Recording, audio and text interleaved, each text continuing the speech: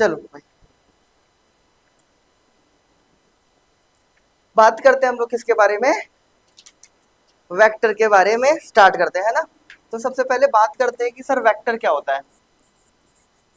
अच्छा, वेक्टर से पहले एक चीज हम लोग थोड़ा सा देखते हैं बेटा, वेक्टर से पहले एक चीज हम लोग थोड़ा सा देखते हैं, और वेक्टर मैकेनिक्स के बारे में थोड़ा सा हम लोग स्टडी करते हैं। किसके बारे में स्टडी करते हैं? मैकेनिक्स के बारे में। मैकेनिक्स क्या होता है, बात करते हैं हम लोग किसके बारे में,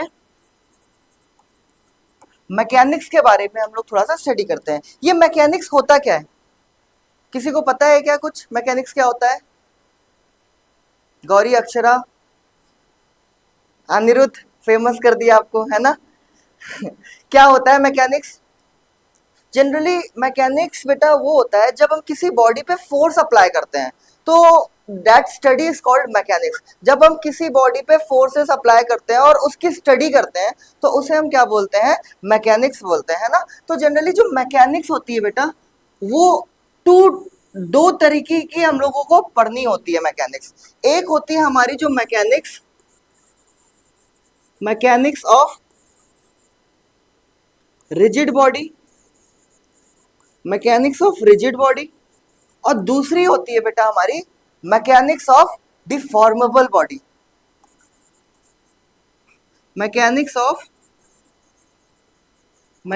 ऑफ डिफॉर्मेबल बॉडी। ये मैकेनिक्स होता क्या है? मैकेनिक्स का मतलब होता है कि जब भी किसी बॉडी पे हम क्या अप्लाई कर रहे हैं? फोर्स अप्लाई कर रहे हैं। तो जनरली फिर हम स्टडी करते हैं उस ब्रांच ऑफ फिजिक्स को हम क्या बोलते हैं? मैकेनिक्स। अब मैकेनिक्स में हम लोग generally mechanics of rigid body की स्टडी करते हैं और मैकेनिक्स ऑफ डिफॉर्मेबल बॉडी। अब जनरली रिजिड बॉडी क्या होता है और डिफॉर्मेबल बॉडी क्या होता है, इसके बारे में थोड़ा सा हम लोग क्या करते हैं? स्टडी करते हैं। अच्छा, रिजिड बॉडी क्या होता है, किसी को पता है क्या कुछ? बताओ, रिजिड बॉडी क्या होता है? नहीं पता? कैसे बच्चे हो?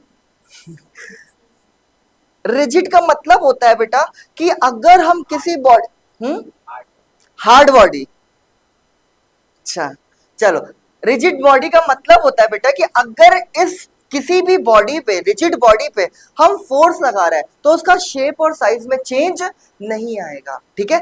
फॉर एग्जांपल कि हमने एक ऑब्जेक्ट ले लिया, ठीक है, हमने क्या ले लिया? एक ऑब्जेक्ट ले लिया, ठीक, और ऑब्जेक्ट पे हम क्या लगाए? एक फोर्स लगाए, और ये ऑब्जेक्ट कैसा है बेटा? रिजिड बॉडी है, ठीक है, और इस ऑब्जेक्ट पे या बॉडी पे हमने क्या लगाया? फोर्स लगाया। अब जैसे ही हमने इस पे फोर्स लगाया, ये अपने शेप और साइज को चेंज नहीं करेगा, ये क्या चेंज करेगा? अपनी पोजीशन को चेंज करेगा। तो ऐसी बॉडी जिसपे फोर्स लगाने पर वो अपने शेप और साइज को चेंज ना करके क्या चेंज कर ले? अपनी पोजीशन को चेंज कर ले, ऐसी बॉडी को हम क्या बोलते हैं? रिजिड बॉडी बोलते हैं। बताओ कोई दिक्कत? जैसे मार्कर है, मार्कर पे हमने फोर्स लगाया, ये मार्कर पे फोर्स लगाने के बाद ये अपनी क्या चेंज करा?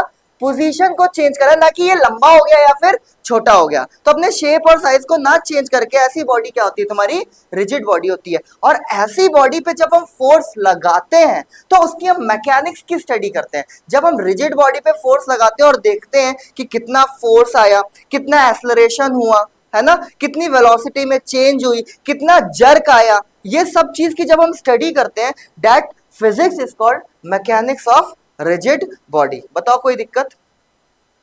ठीक है, बात करते हैं बेटा mechanics of deformable body.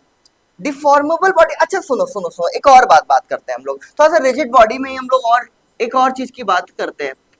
Rigid body में हम एक और चीज की बात करते हैं, जरा ध्यान से देखना कि एक हमने यहाँ पर क्या ले लिया बेटा? एक बॉडी ले ली जो कि कैसी है? तुम्हारी रिजिड बॉडी है। सर हम ये सब चीजें क्यों बता रहे हैं आपको? वेक्टर में थोड़ा सा नॉलेज होनी चाहिए आपको कि आप पढ़ क्या रहे हो, थोड़ी सी आपको नॉलेज होनी चाहिए कि एक्चुअल में फिजिक्स में चल क्या रहा है। क्योंकि वेक्टर के बाद डायरेक्ट हम किस में जंप कर लेंगे बेटा? मैकेनिक्स में जंप कर लेंगे, ठीक है। तो हमने बताया कि मैकेनिक्स क्या होता है कि मान के चलो कि कोई ऑब्जेक्ट है, जब हम उस पर फोर्स लगाते हैं तो हम उसकी मैकेनिक्स की स्टडी करते हैं। किसकी स्टडी करते हैं? मैकेनिक्स की स्टडी करते हैं कि जनरली अगर हम किसी बॉडी पे फोर्स लगा रहे हैं तो उस बॉडी का स्टेट चेंज हो रहा है, कि शेप चेंज हो रहा है, कि साइज चेंज हो रहा है। जनरली अगर रिजिड बॉडी है और उस पर हम फोर्स लगा रहे हैं तो उसका शेप, साइज की पोजीशन चेंज होगा।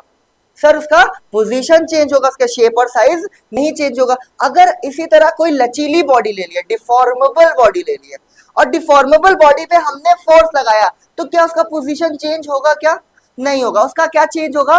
शेप और साइज। तो जनरली जब हम फोर्सेस लगाते हैं और बॉडी के बिहेवियर के बारे में स्टडी करते हैं कि बॉडी का स्टेट कैसा है, चेंज हो रहा है, शेप और साइज चेंज हो रहा है कि नहीं हो रहा, that physics is called mechanics. और मैकेनिक्स को दो पार्ट में हमने डिवाइड करा, एक रिजिड बॉडी की मैकेनिक्स और एक होती है हमारी डिफॉर्मेबल बॉडी की मैकेनिक्स। मतलब हम रिजिड बॉडी में फोर्स लगा के देखेंगे और फिर हम डिफॉर्मेबल बॉडी में फोर्स लगा के देखेंगे, और क्या होगा ये चीज की हम लोगों को स्टडी करनी है। अच्छा, हम लोग जब इंजीनियरिंग करते हैं तो जनरली जो रिजिड बॉडी होता है उसकी मैकेनिक्स को हम बीटेक में इंजीनियरिंग मैकेनिक्स के नाम से भी बोलते हैं, इंजीनियरिंग मैकेनिक्स। और जनरली जब हम डिफॉर्मेबल बॉडी की स्टडी करते हैं और जब हम उसमें फोर्स लगाते हैं और उसके मैकेनिक्स की स्टडी करते हैं तो उसको हम जनरली बोलते हैं बेटा mechanics of solid, MOS. B Tech में नाम है सब, मैकेनिक्स ऑफ सॉलिड, या फिर सोम, स्ट्रेंथ ऑफ मटेरियल। तो मॉस, सोम, ये सब कहां बोलते हैं हम लोग? इंजीनियरिंग की टर्मिनोलॉजी से, आपको इतना दिमाग में नहीं रखना है। तो जनरली हमने बात करी कि सर हमने एक रिजिड बॉडी ले ली, ठीक है, हमने क्या ले ली? एक रिजिड बॉडी ले ली, ठीक है, तेज तो नहीं हो रहे हम, ठीक, हमने एक रिजिड बॉडी ले ली, ठीक, चलो। और रिजिड बॉडी पे हमने क्या लगाया बेटा? एक फोर्स लगाया। जरा ध्यान सुनना, फोर्स लगाया, क्या ये रिजिड बॉडी की शेप और साइज चेंज होगा? क्या ये रिजिड बॉडी का शेप और साइज चेंज होगा क्या? अरे बताओ भाई, नहीं होगा सर। इसका शेप और साइज ना चेंज होकर ये इसका क्या चेंज हो जाएगा बेटा? इसका क्या चेंज हो जाएगा? पोजीशन चेंज हो जाएगा। अच्छा, हमने कैसी फोर्स लगाई है? बाहर फोर्स लगाई है कि कुछ अंदर मटेरियल के अंदर जाके फोर्स लगाई है? बाहर फोर्स लगाई है बेटा। ये जो बाहर हमने फोर्स लगाई है, इस फोर्स को हम क्या बोलते हैं? External force. क्या बोलते हैं? एक्सटर्नल फोर्स बोलते हैं। कोई दिक्कत की बात नहीं। तो जनरली जब हम रिजिड बॉडी की स्टडी करते हैं, ध्यान से सुनना, जब हम रिजिड बॉडी की स्टडी करते हैं तो हम एक्सटर्नल फोर्स का स्टडी करते हैं। दो फोर्सेस पिक्चर में आते हैं जो बड़ा परेशान करते हैं बच्चों को। एक फोर्स है हमारा एक्सटर्नल फोर्स और दूसरा फोर्स है हमारा internal force. Internal force resisting force होता है जो बॉडी को टूटने से बचाता है, रेजिस्ट करता है कि भैया मुझे तोड़ो ना, मुझे बचाओ, मुझे जो हम फोर्स लगा रहे हैं उससे अपोज होने से बचाता है। एक्सटर्नल फोर्स जो हम बॉडी पे लगाते हैं। दर ध्यान से सुनना, ठीक है। तो जनरल केस में रिजिड बॉडी में हम किसकी स्टडी करते हैं? एक्सटर्नल फोर्स की, जो हम लगा रहे हैं। और अगर एक्सटर्नल फोर्स हम बॉडी पे लगा रहे हैं तो बॉडी का क्या चेंज होता है बेटा? रिजिड बॉडी में पोजीशन चेंज होता है, शेप और साइज चेंज नहीं होता है। ऐसी बॉडी को हम क्या बोलते हैं? हमारी रिजिड बॉडी। कोई दिक्कत? क्या ये बात समझ में आई क्या आपको? बात करते हैं हम लोग किसकी? बात करते हैं हम लोग किसकी बेटा? डिफॉर्मेबल बॉडी की हम लोग बात करते हैं, ठीक है। डिफॉर्मेबल बॉडी क्या होती है? ऐसी बॉडी, डिफॉर्मेबल बॉडी क्या होती है? ऐसी बॉडी जो फोर्स लगाने पे अपना शेप और साइज क्या कर ले?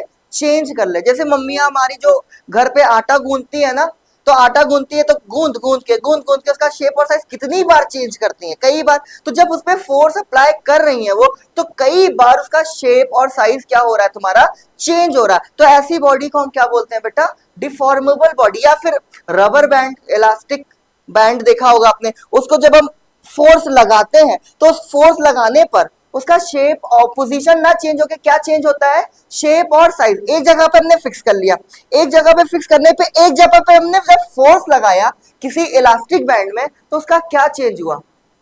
शेप और साइज चेंज हुआ। ऐसी बॉडी को हम क्या बोलते हैं? Deformable body. तो डिफॉर्मेबल बॉडी जैसे कि फॉर एग्जांपल हमने ले लिया एक डिफॉर्मेबल बॉडी ले लिया, ठीक है। जैसे ही हमने इस पे फोर्स लगाया बेटा, जैसे ही हमने इस पे फोर्स लगाया, ये अपने साइज को क्या करने की कोशिश करेगा, बढ़ाने की कोशिश करेगा, और ये अपने साइज को क्या कर देगा, इंक्रीज कर देगा। ये अपने साइज को इंक्रीज करेगा या डिक्रीज करेगा जैसे तुम फोर्स लगा रहे हो। ये फोर्स कैसा फोर्स है, खींचने वाला फोर्स है, तो इसको बढ़ा देगा। अगर दबाने वाला फोर्स होता तो इसको, इसकी साइज को कंप्रेस कर देता, सिंपल। तो ये that is a deformable body. अच्छा, एक और बात, अब इसमें इंपॉर्टेंट बात है, जनरली ये फोर्स हमने बाहर से लगाया कि अंदर से लगाया, बाहर से लगाया। तो जब हम फोर्स को बाहर से लगाते हैं बेटा, तो इस फोर्स को हम बोलते हैं एक्सटर्नल फोर्स। अच्छा, एक चीज जरा सोचो, हमने रबर बैंड ले लिया, ठीक है, रबर बैंड ले लिया और रबर बैंड को हमने खींचा।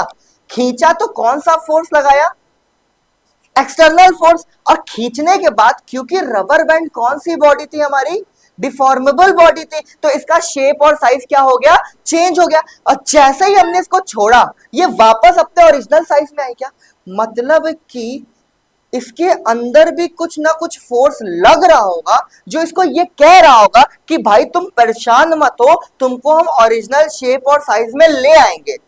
तो कोई ऐसा फोर्स इसके अंदर लग रहा है, इलास्टिक बैंड के अंदर, जो मेरे फोर्स को क्या कर रहा है, रेजिस्ट कर रहा है या फिर अपोज कर रहा है। क्या, उस फोर्स को हम क्या बोलते हैं, इंटरनल फोर्स।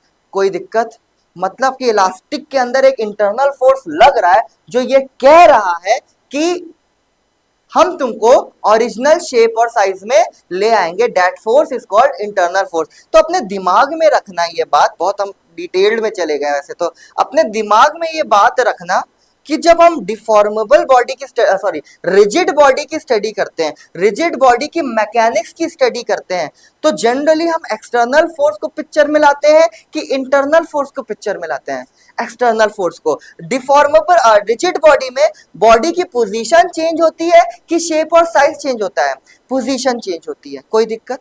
तो सबसे पहले जो हम मैकेनिक्स पढ़ेंगे, वो कौन सी मैकेनिक्स पढ़ेंगे बेटा, मैकेनिक्स ऑफ रिजिड बॉडी, जो कि वेक्टर के बाद हमारा क्या हो जाएगा, स्टार्ट हो जाएगा। मैकेनिक्स ऑफ रिजिड बॉडी जो कि वेक्टर के बाद हमारा स्टार्ट हो जाएगा। देन इसके बाद हम उठाएंगे कौन सी बॉडी, डिफॉर्मेबल बॉडी। और डिफॉर्मेबल बॉडी पे हम क्या लगाना स्टार्ट कर देंगे, फोर्स लगाएंगे। और डिफॉर्मेबल बॉडी का क्या चेंज होगा, शेप एंड साइज चेंज होगा, शेप एंड साइज चेंज होगा। उसमें कौन सा फोर्स पिक्चर में आएगा, इंटरनल फोर्स भी पिक्चर में आएगा और एक्सटर्नल फोर्स भी पिक्चर में आएगा। और ऐसी स्टडी को हम बोलते हैं मैकेनिक्स ऑफ डिफॉर्मेबल बॉडी। कोई दिक्कत, कोई परेशानी। ये था आपका थोड़ा सा इंट्रोडक्शन पार्ट मैकेनिक्स का। समझ में आया क्या?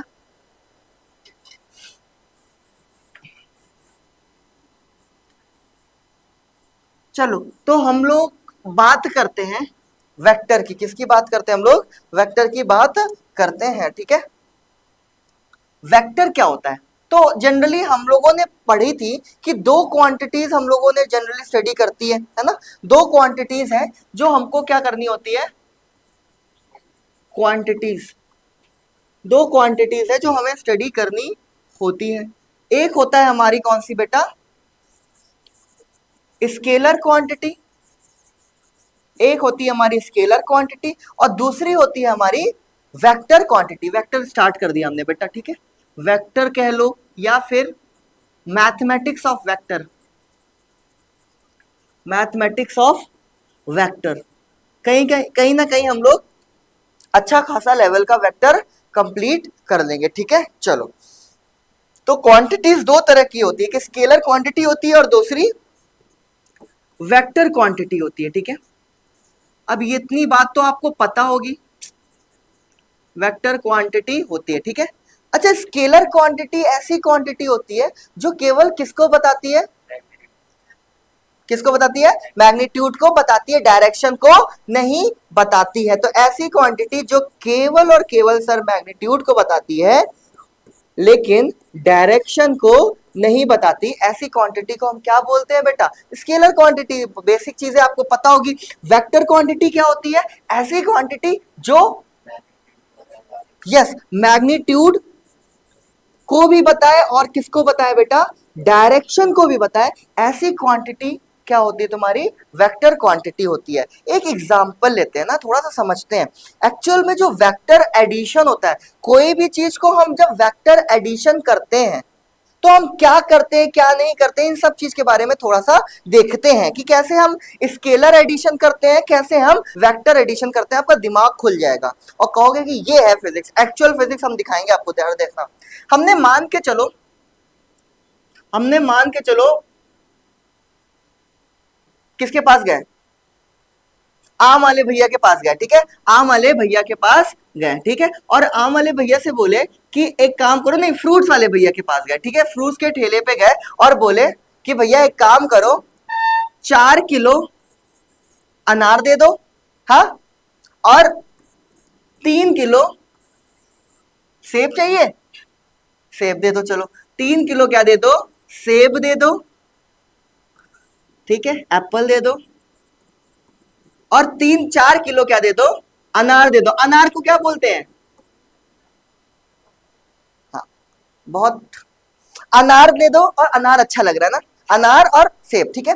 अब टोटल कितना केजी वो दे देगा आपको उठा के, 7 किलो दे देगा। ऐसा तो नहीं कि 9 किलो दे देगा उठा के, नहीं, कहेगा लो भैया टोटल वो तौलेगा और कहेगा कि लो 7 किलो तुम टोटल वेट आपको दे देगा, उसमें आपका 4 किलो अनार होगा और 3 किलो एप्पल होगा, कोई दिक्कत। That is a scalar addition, जो आराम से क्या हो गया तुम्हारा, ऐड हो गया। That is a scalar addition,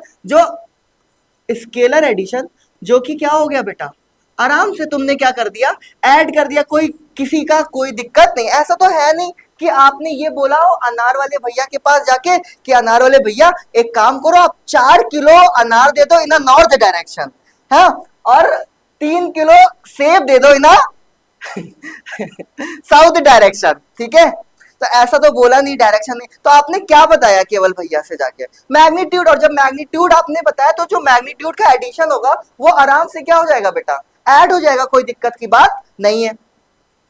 चलो बात करते हैं हम लोग वेक्टर एडिशन की। अभी हम आए नहीं, हम आपको एक जनरल आइडिया दे रहे हैं कि कितना अलग हो जाता है स्केलर से जब हम वेक्टर क्वांटिटी में आते हैं। अब हम गए वेक्टर एडिशन करने, चलो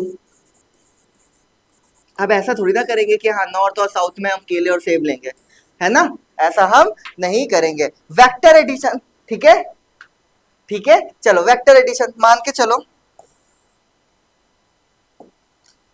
वेक्टर एडिशन में हमने कहा कि कोई बंदा है जो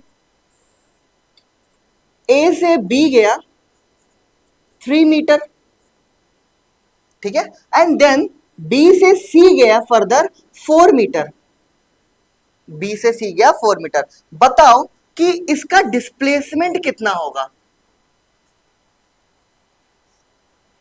कितना होगा, 0 होगा क्या, नहीं भाई, 3 + 4 7, ठीक है। हमने क्या कर, अरे भाई इतना तो कॉमन सेंस होगा ना, 3 मीटर क्या 4 मीटर क्या, अब यहां से यहां तक की दूरी कितनी होगी बच्चों, 3 + 4, यहाँ पे 3 डंडी खींचो, यहाँ पे 4 डंडी खींचो, फिर गिन लो डंडी को, कितना होगा 7 मीटर। बताओ कोई दिक्कत, कोई दिक्कत नहीं। चलो वेक्टर एडिशन सीख रहे हैं, ठीक है, मतलब आपको ये चीज पता है कि 3 और 4 का जो एडिशन है वो कितना आएगा, 7 आएगा, 7 मीटर आएगा। चलो एक बंदा है जो 3 मीटर ऐसे गया और 4 मीटर तुम्हारा ऐसे गया, ठीक है, 3 मीटर ऐसे गया, 4 मीटर ऐसे गया। अब जो इसका डिस्प्लेसमेंट होगा वो कितना होगा, डिस्प्लेसमेंट कितना होगा बेटा, अब कितना होगा डिस्प्लेसमेंट, अब जो 3 और +4 का, 3 और 4 का जो अब सम आया वो कितना आ गया तुम्हारा, 7 आया कि 5 आया। अब जरा देखो ना, अब कितना आया तेरे डिस्प्लेसमेंट, डिस्प्लेसमेंट कितना आया, 3 और 4 का डिस्प्लेसमेंट कितना आया बेटा, 5 आया। यार देख रहे हो, किसी को बोलोगे तो विश्वास नहीं होगा, कहेगा कि तुम्हें एडिशन नहीं आता क्या, बोल देना कि वेक्टर एडिशन है, तुम्हारे बस का बात नहीं है। 3 और 4 का जो वेक्टर एडिशन आया, जो डिस्प्लेसमेंट आया वो कितने का आया, 5 का। यहाँ पे हम वेक्टर अभी बना देते हैं, ठीक है, अभी बताएंगे कि कैसे बोलते हैं, ठीक है। चलो एक और एग्जांपल लेते हैं। हमने कहा कि एक बंदा गया 4 मीटर, कोई दिक्कत, एक बंदा गया 4 मीटर, अरे भाई एक बंदा गया 4 मीटर और वापस वो कितना आ गया तुम्हारा, 3 मीटर वापस आ गया। तो बताओ अभी डिस्प्लेसमेंट कितना हुआ 3 और 4 का, 3 मीटर और 4 मीटर का डिस्प्लेसमेंट कितना हुआ, 1 मीटर। देख पा रहे हो क्या, वेक्टर एडिशन क्या हो रहा है तुम्हारा, चेंज हो रहा है। स्केलर एडिशन सेम था, 4 और 3 किलो 7 किलो ही था, लेकिन वेक्टर एडिशन यहां पर 7 भी है, यहां पे 5 भी है, यहां पर 1 भी है। मतलब कि बार बार वेक्टर एडिशन चेंज हो रहा है। क्यों चेंज हो रहा, क्योंकि वेक्टर किस पे डिपेंड कर रहा है बेटा, डायरेक्शन पे। यहां पे कुछ और डायरेक्शन थी, यहां पे कुछ और डायरेक्शन थी, यहां पे कुछ और डायरेक्शन थी। क्या समझ में आया क्या? तो 3 और 4 का सम 7 भी हो सकता है वेक्टर में, 3 और 4 का सम 5 भी हो सकता है वेक्टर में, और 3 और 4 का सम 1 भी हो सकता है वेक्टर में। ये है खूबसूरती वेक्टर की। बताओ समझ में आया क्या? कितना खूबसूरत है ये, है ना? बहुत ज्यादा सर खूबसूरत है। तो ये है तुम्हारा वेक्टर। मतलब कि अगर हम 3 और 4 को प्लस करेंगे तो मैक्सिमम वैल्यू कितनी आ सकती है, 7। 7 आ सकती है। और मिनिमम वैल्यू कितनी आ सकती है तुम्हारी, 0 कैसे आएगी? एक 4 गया और एक 3 ही तो वापस आ सकता है ना। 4 गया तो वापस कितना आएगा, 3 ही आएगा। आप 4 और 3 को देख रहे हैं तो अगर आ गया, 4 गया तो वापस कितना आएगा, 3 ही आएगा ना। तो कितना आएगा, मिनिमम कितना आ सकता है, 1, और मैक्सिमम कितना जाता है, 7। तो मतलब कि 4 और 3 का जो सम आ रहा है वो 7 और 1 के बीच में कितनी भी वैल्यू आ सकती है। अरे बोलो भाई, कोई दिक्कत? अगर हमने कहा कि ये 3 ना वापस आके तुम्हारा कितना आ गया, 4 और 3 है तो 1 ही तो आएगा, 3 वापस ही आना है ना। कोई दिक्कत, कोई परेशानी नहीं। समझ में आ रहा है क्या? तो मतलब स्केलर वाला तो मैग्नीट्यूड को प्लस कर लोगे तो तुम्हें स्केलर एडिशन मिल जाएगा, लेकिन वेक्टर एडिशन के लिए तुम्हें खेल करना पड़ेगा। इसके लिए बेटा इन सब वेक्टर, ये तो हमने सिंपल एक केस बताया केवल फील लेने के लिए, बाकी इसके लॉज होते हैं एडिशन के। वेक्टर एडिशन को करने के लिए हमें क्या पढ़ने होते हैं बेटा, इसके लॉज पढ़ने होते हैं। 2 लॉज पढ़ने होते हैं। एक लॉ होता है हमारा ग्राफिकल मेथड, सॉरी 2 लॉ पढ़ने होते हैं। एक ग्राफिकल मेथड से पढ़ना होता है और दूसरा पढ़ना होता है बेटा एनालिटिकल मेथड से। इससे पहले आप ये सब चीजें छाप लो, और छापने के बाद फिर हम लोग पढ़ेंगे वेक्टर के बारे में। ये तो हमने इंट्रोडक्शन दिया, इसको थोड़ा सा छोटा कर देते ना। दिख रहा है क्या सबको? चलो छाप लो।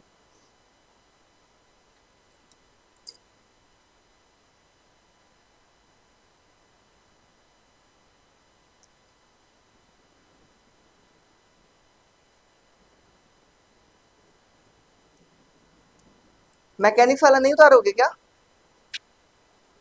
अच्छा इरेज कर दिया क्या वो? चलो एक और बार मैं, मुझे बताना भी था वो।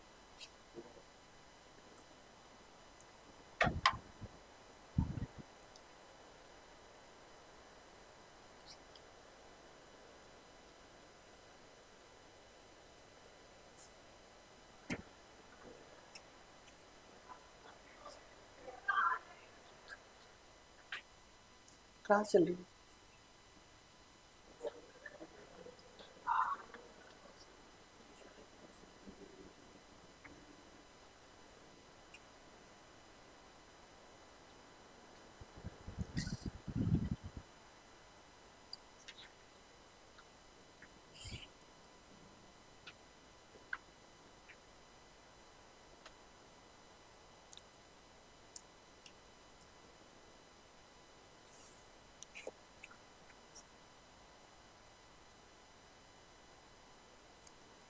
मजा आया अनिरुद्ध?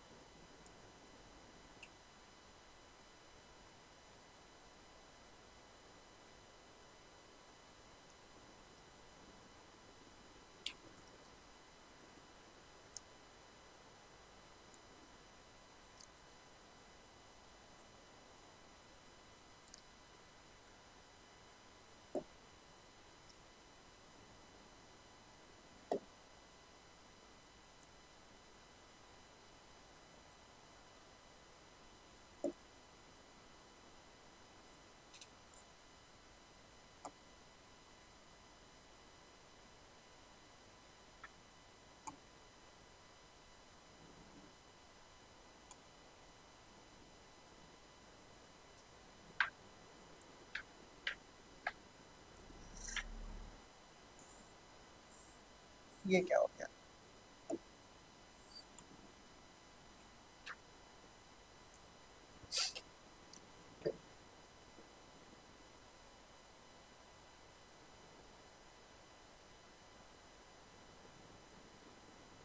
हो गया क्या? हो गया क्या बेटा? आगे बढ़े क्या? हम्म, कैसा नहीं हो सकता?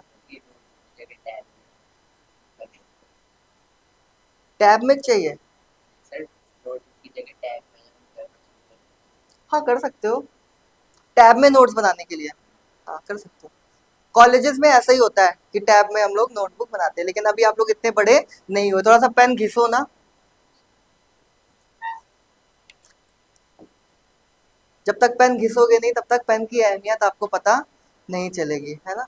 चलो बात करते हैं हम लोग वेक्टर अलजेब्रा की। That is a introduction part. ये हमारा क्या था? इंट्रोडक्शन। कि स्केलर क्वांटिटी को हम सिंपली क्या कर लेते हैं? ऐड कर लेते हैं, लेकिन वेक्टर एडिशन को हम सिंपल वे में एडिशन नहीं कर सकते, क्योंकि वेक्टर एडिशन किस पे डिपेंड कर रहा है बेटा? डायरेक्शन पे डिपेंड कर रहा है। एडिशन अलग अलग आ सकता है, तो इसीलिए हम लोग एक चैप्टर इंट्रोड्यूस कर दिया वेक्टर, जो कि बहुत इंपॉर्टेंट है हमारे क्लास 11 के पर्सपेक्टिव से और क्लास 12 के पर्सपेक्टिव से और जिंदगी के पर्सपेक्टिव से भी, अगर आप साइंस स्टूडेंट हो, क्योंकि वेक्टर हमारा क्या है? फाउंडेशन है, नींव है, ठीक है। इसके बिना फिजिक्स अधूरी है ना। जैसे आप अधूरे हो मोमो के बिना ना, वैसे तुम किसके बिना अधूरे हो? हाँ। चलो बात करते हैं हम लोग किसका? वेक्टर अलजेब्रा का, है ना। वेक्टर अलजेब्रा या फिर मैथमेटिक्स ऑफ वेक्टर। चलो सबसे पहले हम बात करते हैं बेटा रिप्रेजेंटेशन ऑफ वेक्टर की, कि वेक्टर को हम कैसे रिप्रेजेंट करते हैं, ठीक है। तो सबसे पहले हम बात करते हैं रिप्रेजेंटेशन ऑफ वेक्टर की। वेक्टर की रिप्रेजेंटेशन की हम लोग बात करते हैं बेटा। तो वेक्टर का जो रिप्रेजेंटेशन है वो हम जनरली इस तरह कुछ रिप्रेजेंट करते हैं वेक्टर को। इस तरह से हम लोग कुछ रिप्रेजेंट करते हैं वेक्टर को, और ये जो पीछे वाला पार्ट होता है ये इसको हम बोलते हैं बेटा टेल, और जो ये आगे वाला पार्ट होता है एरो टाइप का जो पार्ट होता है इसको हम लोग बोलते हैं क्या? इसको हम लोग बोलते हैं हेड, ठीक है। तो जो टेल होता है बेटा, ये जो टेल होता है ये जनरली किसी भी चीज का, किसी भी क्वांटिटी का मैग्नीट्यूड को बताता है। क्या बताता है? मैग्नीट्यूड को बताता है। तो टेल क्या बताता है? मैग्नीट्यूड को बताता है। मतलब कि अगर ये टेल बड़ी है तो इसका मैग्नीट्यूड ज्यादा होगा, टेल छोटी तो इसका मैग्नीट्यूड कम। तो या फिर हम बोल सकते हैं कि किसको बता रहा है? ये लेंथ ऑफ टेल को बता रहा है, कि लेंथ ऑफ टेल कितनी बड़ी है और कितनी कम है, या फिर कोई भी क्वांटिटी का मैग्नीट्यूड कितना ज्यादा है कितना कम है, ये कौन बताता है? इस एरो का टेल बताता है। कोई दिक्कत? अरे बोलो भाई, कोई दिक्कत नहीं। और ये जो हेड होता है बेटा, ये जो हेड होता है, ये जो हेड होता है ये किसको बताता है हमारा? ये डायरेक्शन बताता है। ये जो हेड होता है ये क्या बताता है हमारा? डायरेक्शन बताता है, कि कोई भी ऑब्जेक्ट का मैग्नीट्यूड क्या है और उसका डायरेक्शन क्या है। तो एक वेक्टर को डिफाइन करने के लिए हमें दो चीज की रिक्वायरमेंट पड़ती है। पहला मैग्नीट्यूड, दूसरा डायरेक्शन। मैग्नीट्यूड इस एरो का टेल बता दिया, डायरेक्शन इस एरो का क्या बता दिया बेटा? हेड बता दिया। बताओ कोई दिक्कत?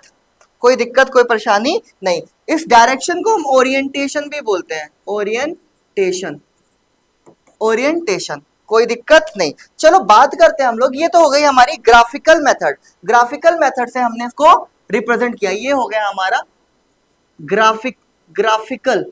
ग्राफिकली हमने क्या करा? इसको रिप्रेजेंट किया। अब एक काम करते हैं, हम एनालिटिकली रिप्रेजेंट करते हैं। कैसे करते हैं? एनालिटिकली रिप्रेजेंट करते हैं। एनालिटिकली रिप्रेजेंट करते हैं। एनालिटिकली सर रिप्रेजेंट कैसे करेंगे?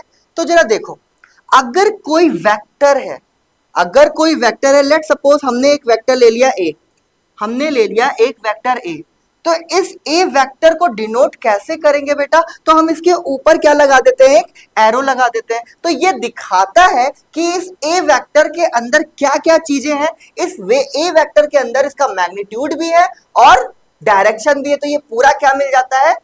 ए वेक्टर। कोई दिक्कत? कोई दिक्कत नहीं। अच्छा, ए वेक्टर को डिफाइन करने के लिए हमको किस किस चीज की रिक्वायरमेंट पड़ेगी? हमें सर मैग्नीट्यूड मिल जाए और क्या मिल जाए? डायरेक्शन। तो मैग्नीट्यूड मिल जाए तो मैग्नीट्यूड को हम ऐसे डिनोट करते हैं बेटा, ए के मैग्नीट्यूड को हम ऐसे डिनोट करते हैं, ए और उसके अगल बगल हम दो लाइन खींच देते हैं, that is a magnitude of A. अच्छा, मैग्नीट्यूड तो हमें मिल गया, और क्या चाहिए हमें? डायरेक्शन चाहिए। तो डायरेक्शन को डिफाइन करने के लिए हम ए के ऊपर बेटा एक क्या लगा देते हैं? कैप लगा देते हैं। इसको हम जनरली क्या बोलते हैं? कैप बोलते हैं। तो इसको हम ए कैप बोलेंगे। और ये जो ए कैप होता है बेटा, that is called a unit vector. अभी बताएंगे। ये जो ए कैप होता है, ये क्या होता है हमारा बेटा? यूनिट वेक्टर होता है। जरा ध्यान से सुनो, हमने ए वेक्टर को डिफाइन करने के लिए, ए वेक्टर को रिप्रेजेंट करने के लिए दो चीज की रिक्वायरमेंट पड़ती है। पहला रिक्वायरमेंट पड़ती है कि सर हमको क्या बता दो? इसका मैग्नीट्यूड बता दो। तो हमने सर मैग्नीट्यूड बता दिया, प्लस और क्या बता दो?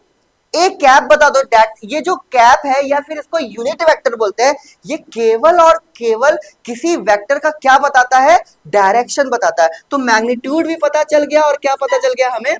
डायरेक्शन भी पता चल गया। तो हम इस ए वेक्टर को क्या कर लिया? आराम से डिफाइन कर लिए। बताओ कोई दिक्कत? बात करते हैं सर कि ये जो ए कैप हमने लिखा है, ये जो हमने ए कैप लिखा है, इस ए कैप को हम क्या बोलते हैं? इस ए कैप को हम क्या बोलते हैं बेटा? यूनिट वेक्टर बोलते हैं। और ये जो यूनिट वेक्टर होता है, ये केवल क्या रिप्रेजेंट करता है? डायरेक्शन। तो ये केवल केवल क्या रिप्रेजेंट करता है? डायरेक्शन। तो इट रिप्रेजेंट्स डायरेक्शन। ये क्या रिप्रेजेंट करता है बेटा? डायरेक्शन रिप्रेजेंट करता है। और क्या इसके पास कोई मैग्नीट्यूड होगा क्या? नहीं होगा भाई।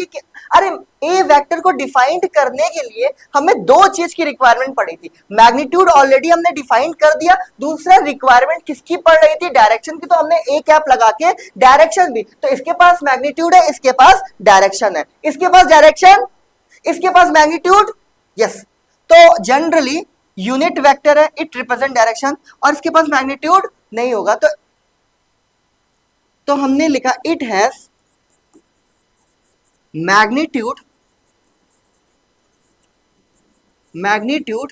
It has magnitude unity. मतलब कि इसके पास मैग्नीट्यूड कितने का है? 1 का है। मतलब मैग्नीट्यूड यूनिटी है। केवल और केवल क्या है इसका? डायरेक्शन है। मैग्नीट्यूड कितना है इसका? Having magnitude unity. कोई दिक्कत, कोई परेशानी नहीं होनी चाहिए। ठीक है।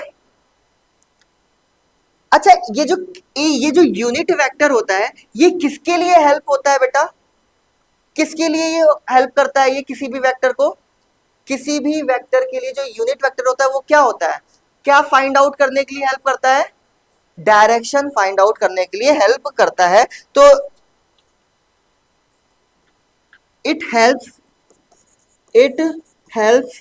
To find the direction of vector. बताओ कोई दिक्कत? कोई दिक्कत? तो जनरली ए कैप अगर कहीं लगा है तो समझ जाना कि उस वेक्टर का वो क्या बता रहा है? डायरेक्शन। केवल और केवल डायरेक्शन। कोई दिक्कत? अच्छा, हमें पता चल गया सर कि जो ए वेक्टर है उसको हम रिप्रेजेंट करते हैं कि सर हमें मैग्नीट्यूड मिल जाए और इसका डायरेक्शन मिल जाए तो हम एक ए वेक्टर को डिफाइन कर सकते हैं। क्या यूनिट वेक्टर को हम ऐसे भी लिख सकते हैं क्या? यूनिट वेक्टर या A cap is equal to vector A divided by. कोई दिक्कत? अरे बोलो भाई, कोई दिक्कत, कोई परेशानी नहीं। इसको हम ऐसे भी उतार लो। अब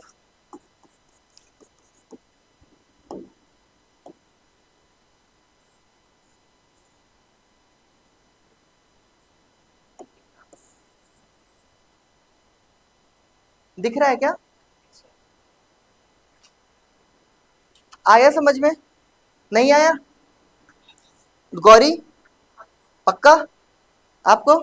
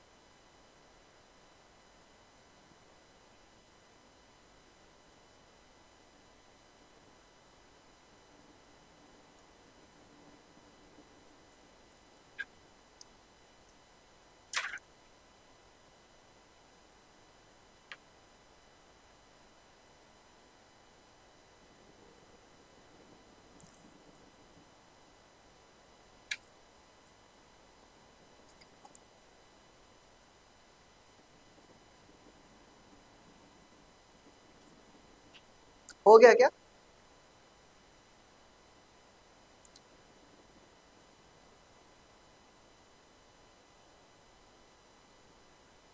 हो गया?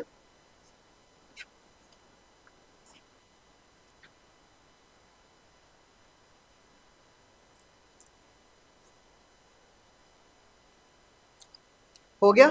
चलो आगे बढ़े क्या? क्या हम लोग आगे बढ़े? चलो फिर हम लोग आगे बढ़ते हैं।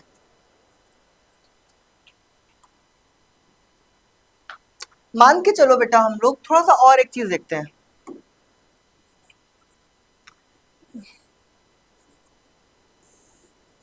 ये हमारा एक्स एक्सिस, ये हमारा वाई एक्सिस। हम एक्सिस पे डायरेक्शन को कैसे रिप्रेजेंट करेंगे हम ये बताने जा रहे हैं। इधर देखो बेटा, ये हमारा Z axis, X axis, Y axis, Z axis. ठीक है, एक्स एक्स वाई जेड, कोई दिक्कत? 3D में हम वेक्टर को क्या करने जा रहे हैं बेटा? रिप्रेजेंट कर रहे हैं। ठीक है, तो हमें पता होना चाहिए सर कि ये जो एक्स एक्सिस है इसको हम जनरली डिनोट करते हैं वेक्टर से आई कैप। आई कैप क्या शो करता है कि जो डायरेक्शन है वो किस डायरेक्शन में है बेटा? पॉजिटिव एक्स डायरेक्शन में है। अगर इधर होता तो क्या हो जाता? माइनस आई कैप। ये क्या शो करता कि जो डायरेक्शन है वो निगेटिव एक्स डायरेक्शन में डायरेक्शन है। कोई दिक्कत? चलो, y को हम किससे रिप्रेजेंट करते हैं बेटा? जे कैप से। जे कैप क्या शो करता है कि जो डायरेक्शन है वो कहां पर है? वाई डायरेक्शन में। अब वो अगर प्लस जे कैप होगा तो पॉजिटिव वाई डायरेक्शन में, और माइनस जे कैप होगा तो निगेटिव वाई डायरेक्शन में। कोई दिक्कत? कोई दिक्कत नहीं। जेड को हम किससे रिप्रेजेंट करते हैं बेटा? के कैप से। के कैप किसको दिखाता है? Positive x direct positive Z direction, और माइनस के कैप नेगेटिव जेड डायरेक्शन। बताओ कोई दिक्कत?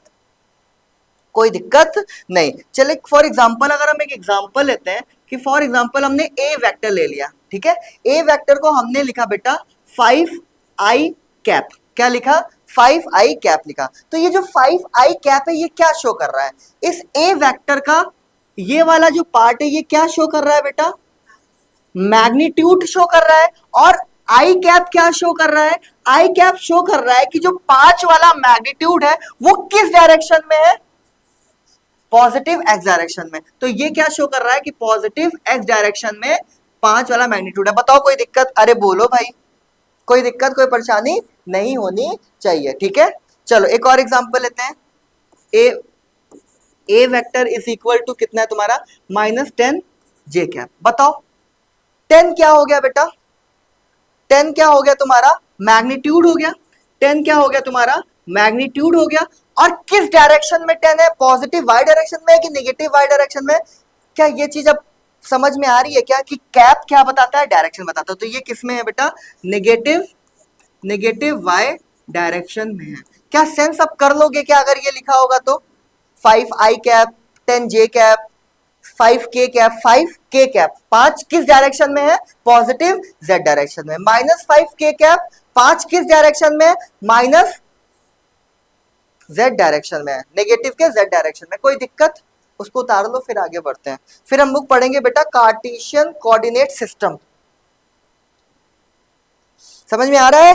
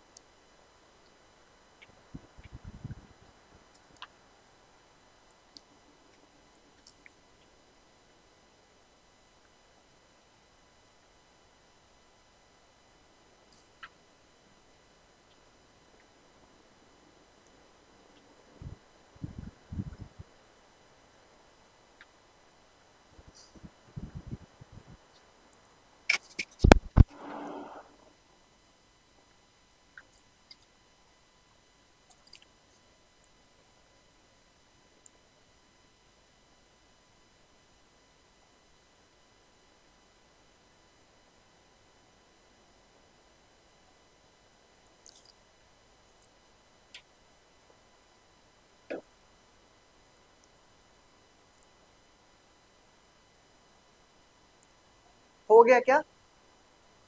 आगे बढ़े, बात आगे बढ़े क्या? चलो, अच्छा हम लोग बात करते हैं बेटा कार्टेशियन कोऑर्डिनेट सिस्टम की, कि जनरली कैसे हम रिप्रेजेंट करेंगे अगर हम कोई भी चीज को प्लॉट करते हैं ग्राफ में, ठीक है? थोड़ा सा और आइडिया आपको लगेगा तो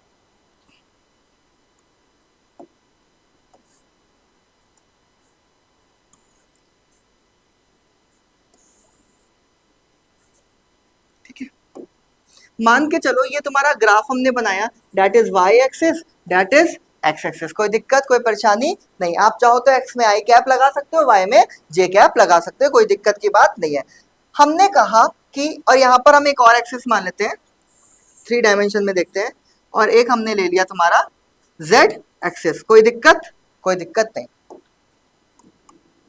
हमने कुछ एक पॉइंट प्लॉट किया, एक पॉइंट हमने क्या करा, प्लॉट किया, और इस पॉइंट को हमने जब ऑरिजिन से मिलाया, जब इस पॉइंट को हमने ऑरिजिन से मिलाया, ये पॉइंट हमने प्लॉट किया P, और इस पॉइंट को हमने जब ऑरिजिन से मिलाया, तो इसका जो पॉइंट्स होंगे, ऑर्डिनेट्स होंगे, वो कौन से होंगे? x, y, z। क्या लिख सकते हैं क्या? जरा ध्यान सुनो, x है, y है, z है। एक पॉइंट लिया, जो पॉइंट तुम्हारा x से कुछ दूरी पर था, जो तुम्हारा x से कुछ दूरी पर था, y से कुछ दूरी पर था, और z से कुछ दूरी पर था, उस पॉइंट को हमने क्या कर दिया, यहाँ पर प्लॉट कर दिया। कोई दिक्कत? x, y, z। अरे भाई यहाँ पे अगर कुछ पॉइंट होता 2, 3, 4, तो एक पॉइंट हम लेके यहाँ पे 2, 3, 4 प्लॉट करते थे ना ग्राफ में, कोई दिक्कत तो नहीं है इसमें? पक्का? पक्का, चलो कोई दिक्कत नहीं है।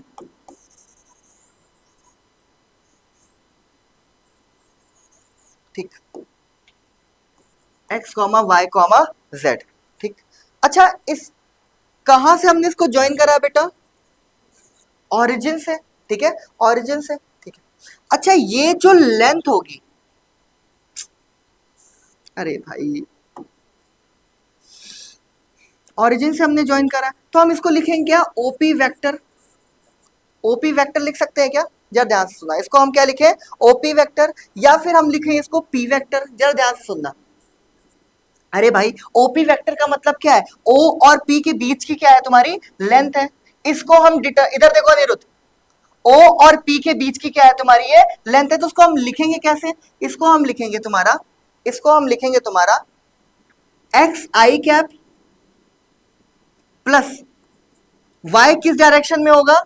जे कैप, तो वाई जे कैप प्लस जेड के कैप। तो इसको हम इस तरह रिप्रेजेंट करते हैं कुछ कार्टेशियन कोऑर्डिनेट सिस्टम में, कि जो पी वेक्टर है उसको हम क्या लिखेंगे? एक्स आई कैप प्लस वाई जे कैप प्लस जेड के कैप। मतलब कि ये क्या शो कर रहा है बेटा? ये शो कर रहा है कि x जो है वो, मतलब जो आई कैप है वो x डायरेक्शन में है, मतलब ये जो पॉइंट है, x वाला पॉइंट है वो किस डायरेक्शन में है? x डायरेक्शन में। y वाला पॉइंट y डायरेक्शन में है, मतलब j है, और z वाला, और ये वाला पॉइंट z डायरेक्शन में। ठीक है, कोई दिक्कत कोई परेशानी नहीं। अब सुनो जरा, अब सुनो जरा, that is a p vector या फिर op vector, that is a p vector या फिर op वेक्टर। ठीक है, अच्छा तुम लोगों ने मैथमेटिक्स में एक चीज पढ़ी है क्या, कि दो पॉइंट के बीच का जो डिस्टेंस निकालना होता है, जैसे O है और P है, पढ़ी है? तो इस ओरिजिन का जो ऑर्डिनेट होगा वो कितना होगा? 0,0,0। जरा ध्यान से सुनना, 0,0,0।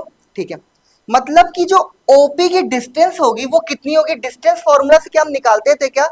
OP की डिस्टेंस कितनी होगी? x2 minus x1 plus y2 minus y1 plus z2 minus z1। ऐसे करके हम क्या निकालते थे क्या? क्या याद है क्या ये सारी चीजें आपको? ठीक है, तो वही चीज हमने करा। तो हमने जनरली O से लेकर इस पॉइंट की डिस्टेंस कुछ x थी, तो हमने इसको रिप्रेजेंट कर दिया वेक्टर के फॉर्म में एक्स आई कैप। O से लेके y के बीच में कुछ डिस्टेंस y थी, तो हमने रिप्रेजेंट कर दिया y जे कैप। और ऑरिजिन से लेकर z के डायरेक्शन में कुछ पॉइंट था जिसको हमने z के कैप, इसको हमने p वेक्टर या फिर op वेक्टर आप लिख सकते हो। अच्छा इसका मैग्नीट्यूड क्या होगा? इसका जो मैग्नीट्यूड होगा p का वो कितना होगा? या फिर OP का जो मैग्नीट्यूड होगा वो क्या होगा बेटा?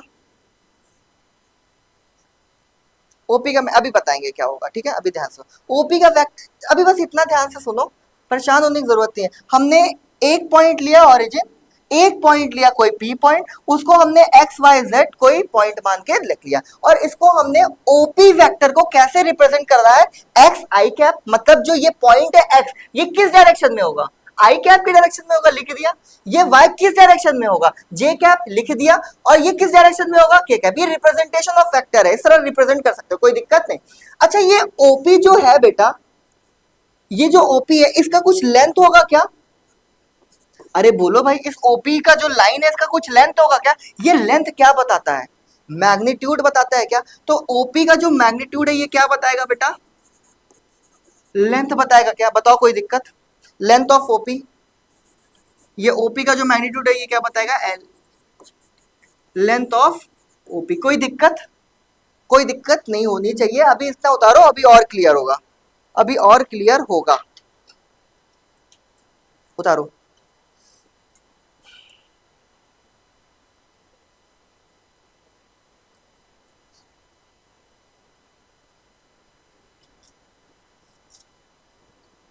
अभी जैसे ही डिस्टेंस बिटवीन टू पॉइंट्स बताएंगे क्लियर हो जाएगा ये कॉन्सेप्ट आपका पूरा।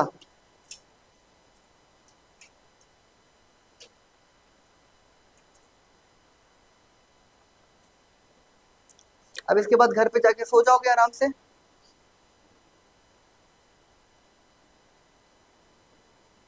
मस्त एसी चलाएंगे सर, चद्दर तानेंगे,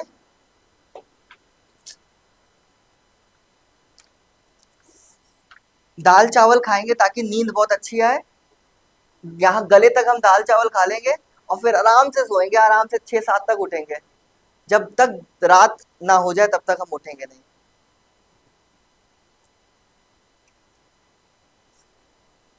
हम्म, नहीं सोने देंगे।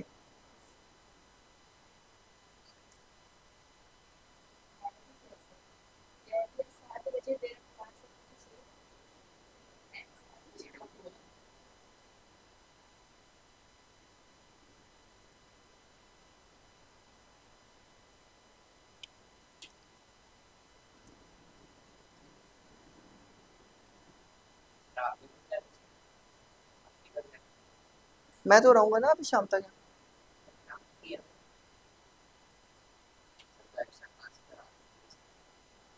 नहीं रहने तो बहुत नुकसान हो जाएगा, भारी नुकसान हो जाएगा।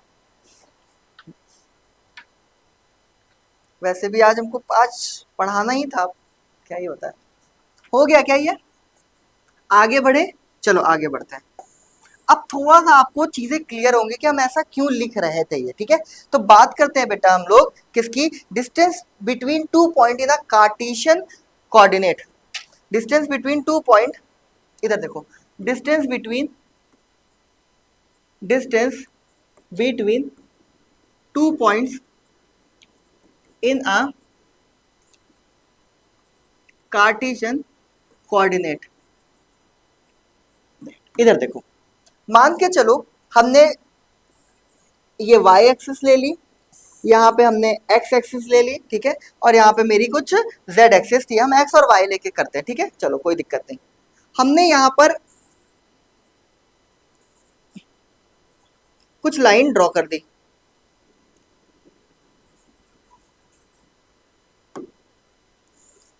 ये y, ठीक है, हमने यहाँ पर लाइन ड्रॉ कर दी और हमने बोला कि डेट इज a और b, ठीक है, डेट इज a। हमें निकालना है length of this line, sorry, हमें निकालना है length of this line, A B का हमको लेंथ निकालना है, find out the length of this line, या डिस्टेंस बिटवीन टू पॉइंट्स हमें निकालना है। तो कैसे निकालेंगे, कैसे निकालेंगे? तो हम एक काम करते हैं, हम मान लेते हैं कि इस वाले पॉइंट का कोऑर्डिनेट कितना होगा, x1 y1 होगा, मैथमेटिक्स है ये, ठीक है। और इस वाले पॉइंट का कोऑर्डिनेट कितना होगा बेटा, मान लो कि यहां से डिस्टेंस कितनी होगी सर, यहां से डिस्टेंस कितनी होगी इसकी, ये y2 होगी, और यहां पर कितनी होगी, x2। यहाँ पे डिस्टेंस कितनी होगी इसकी, इस पॉइंट के रिलेटेड x1, और इस पॉइंट के करस्पॉन्डिंग इस यहाँ पर कितनी होगी y1। कोई दिक्कत? कोई दिक्कत नहीं। चलो, तो यहाँ पर होगा सर x2 y2, कोई दिक्कत नहीं, ठीक है। अच्छा, ये पूरी डिस्टेंस कितनी है बेटा, y2 है, और ये डिस्टेंस कितनी है तुम्हारी, y1 है, तो ये डिस्टेंस तुम्हारी कितनी होगी, y2 माइनस y1। अरे कोई दिक्कत, कोई दिक्कत, कोई परेशानी नहीं सर, ये दिक्कत कोई परेशानी नहीं। ये डिस्टेंस तुम्हारी कितनी है, x2। ये डिस्टेंस कितनी है तुम्हारी, ये x1 है ना, तो ये डिस्टेंस कितनी होगी बेटा आपकी, x2 माइनस x1। कोई दिक्कत, कोई परेशानी नहीं, ठीक है। हमें ये डिस्टेंस मिल गई, ये डिस्टेंस मिल गई, अलग से बना लो अगर चाहो तो ट्रायंगल, अलग से हमने ट्रायंगल को बना दिया, ठीक है सर। ये वाली डिस्टेंस हमारी y2 माइनस y1 है, ये वाली डिस्टेंस हमारी x2 माइनस x1 है, ठीक है। दैट इज b ए और यहाँ पे सी मान लो। हमें किसका डिस्टेंस निकालना है, ए बी का डिस्टेंस, या दो पॉइंट के बीच का डिस्टेंस निकालना है। तो ए बी निकालने के लिए हमें क्या करना पड़ेगा, भाई पाइथागोरस लगा दो, सिंपल।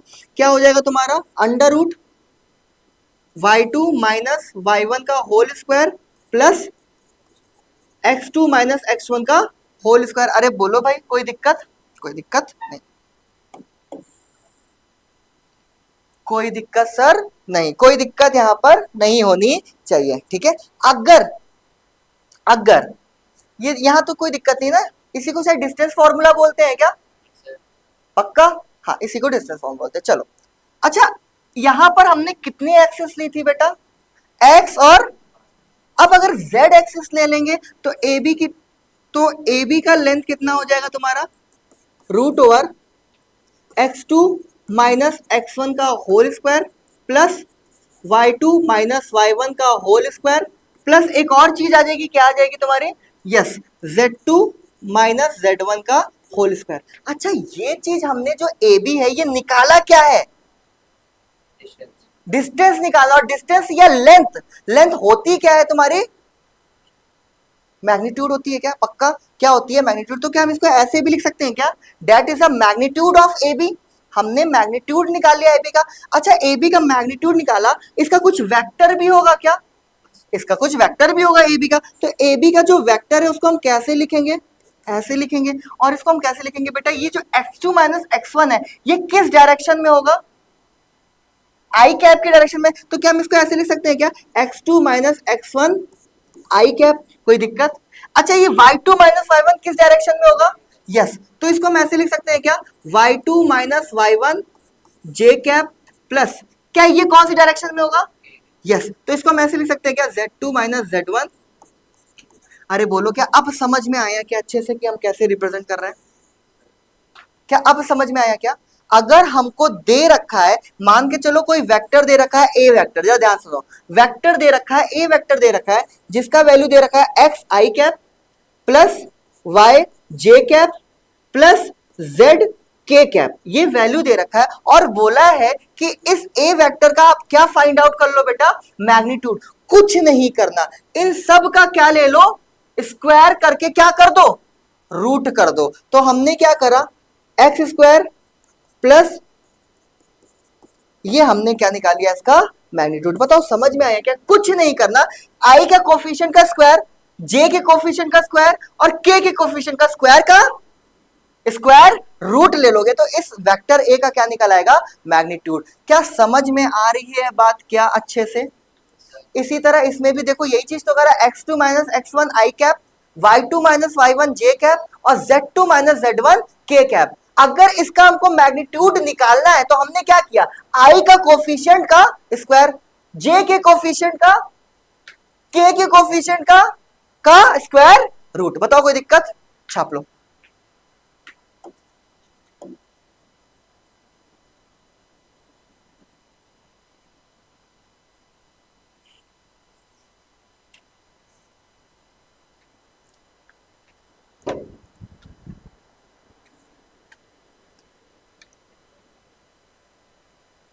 इसको हटा दो।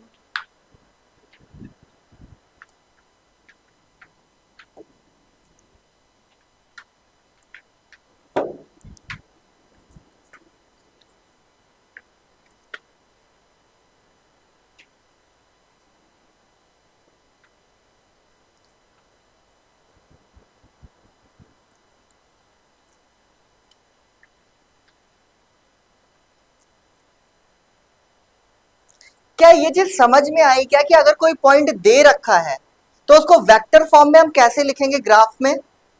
हाँ लिख लोगे अब आराम से आप।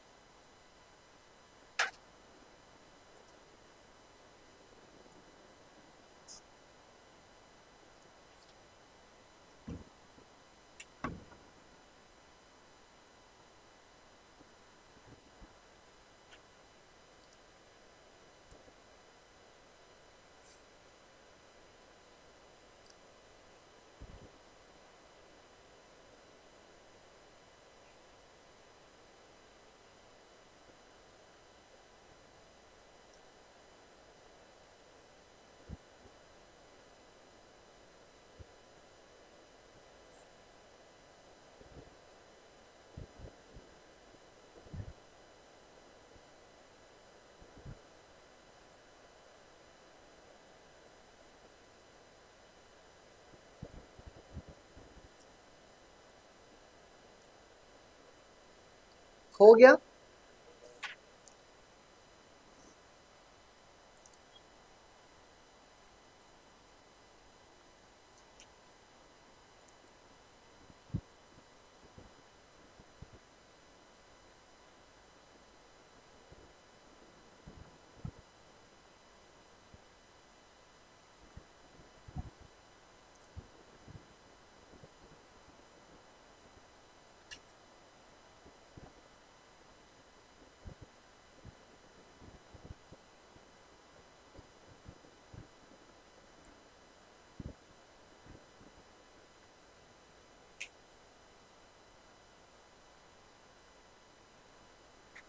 हो गया क्या?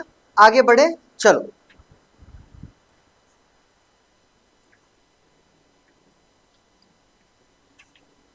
बात करते हैं हम लोग किसकी बेटा, एक और रिप्रेजेंटेशन थोड़ा सा सीख लो, पोलर कोऑर्डिनेट। एक और रिप्रेजेंटेशन थोड़ा सा सीख लो, पोलर कोऑर्डिनेट। चलो पोलर कोऑर्डिनेट, इसकी भी जरूरत पड़ेगी आपको। पोलर कोऑर्डिनेट, मान के चलो, जरा ध्यान सुनना, मान के चलो हमने ग्राफ बना लिया, ठीक है, एक्सिस बना ली, एक्स आई कैप में, वाई जे कैप में, कोई दिक्कत कोई परेशानी नहीं, ठीक है। हमने यहाँ पर एक लाइन ड्रॉ करी जो कि है ओ पी, और ये ओपी तुम्हारा क्या है, तुम्हारा आर, ओपी तुम्हारा क्या है बेटा, आर वेक्टर है, ठीक है, कोई दिक्कत कोई परेशानी, आर वेक्टर मत लिख के आर लिख लो इसे। हमने एक लाइन ड्रॉ करी ओपी, जरा ध्यान सुनो, अरे चलो ठीक है, और ये क्या, अरे भाई ये क्या है तुम्हारा आर है, कोई दिक्कत, दैट ओपी की जो लेंथ हमने मानी है वो कितनी मानी है, आर मानी है, ठीक है, आर ले लिया है। ये जो आर ओपी जो लाइन है या आर जो लेंथ है, ये एक्स से कितना एंगल बना रही है, तो हमने बोला कि that angle makes theta from x axis, कोई दिक्कत कोई दिक्कत नहीं। अच्छा हमने ध्यान करो कि कंपोनेंट तोड़ना सिखाया था क्या आपको, कंपोनेंट ब्रेक करना सिखाया था क्या? तो अगर हम ओपी का कंपोनेंट ब्रेक करें, जो कि ओपी की जो लेंथ है वो हमने कितनी मान के चली है, आर मानिए, आर का जो अगर हम एक्स में कंपोनेंट तोड़ेंगे तो क्या हम इसको ऐसे लिख सकते हैं क्या, आर, और जिधर साइड एंगल है उधर साइड हमने क्या ले लिया बेटा, कोई दिक्कत, अरे बोलो भाई, अरे जिधर साइड एंगल नहीं है उधर साइड हमने क्या ले लिया, आर साइन थीटा। अरे कोई दिक्कत, कोई दिक्कत नहीं। अच्छा हम इसको लिख सकते हैं क्या कि जो ये ओपी वेक्टर है, जो ओपी वेक्टर है, या फिर हम लिख दें इसका आर वेक्टर, इसको हम ऐसे रिप्रेजेंट करते हैं क्या कि जो आर का एक्स में डायरेक्शन है, आर का जो एक्स में डायरेक्शन है वो कितना है बेटा, R cos theta I cap. बोलो कोई दिक्कत, पक्का। ये जो आर है इसका वाई में डायरेक्शन कितना है, आर है जिसका वाई में डायरेक्शन कितना है, plus R sine theta J cap. इसको ऐसे भी रिप्रेजेंट कर सकते हैं क्या, अरे बोल दो भाई, कोई दिक्कत। अच्छा चलो इसका मैग्नीट्यूड निकालते हैं, ओपी का, ओपी वेक्टर का हम क्या निकालते हैं, मैग्नीट्यूड निकालते हैं। ओपी का हम क्या निकालते हैं, मैग्नीट्यूड। मतलब आर का भी हम क्या निकालते हैं, मैग्नीट्यूड। आर का मैग्नीट्यूड निकालने पर, आर का मैग्नीट्यूड निकालने पे क्या इसकी लेंथ मिल जाएगी क्या, और इसकी लेंथ हमें कितनी मिलेगी, टोटल आर मिलनी चाहिए। चलो चेक करते हैं, तो इसका निकालते। तो हमने क्या बताया था मैग्नीट्यूड निकालने का तरीका, इसके कोफिशिएंट का स्क्वायर कर लो, तो R square cos square theta, plus इसके कोफिशिएंट का स्क्वायर कर लो, plus R square sine square theta. कोई दिक्कत। तो R magnitude is equal to कितना हो गया तुम्हारा, आर तो आर स्क्वायर तो कॉमन आ जाएगा, cos square theta plus sine square theta कितना हो जाएगा बेटा, ये 1 हो जाएगा। और आर स्क्वायर का रूट कितना आ गया तुम्हारा, आ गया क्या मैग्नीट्यूड इतना ही, लेंथ के बराबर। सही थी पूरी मैथमेटिक्स मेरी, मतलब कंपोनेंट वाला। कोई दिक्कत, कोई परेशानी, क्या मजा आया। चलो उतार लो। ये हमने रिप्रेजेंटेशन पूरे अच्छे से एकदम मस्त वाला करवा दिया।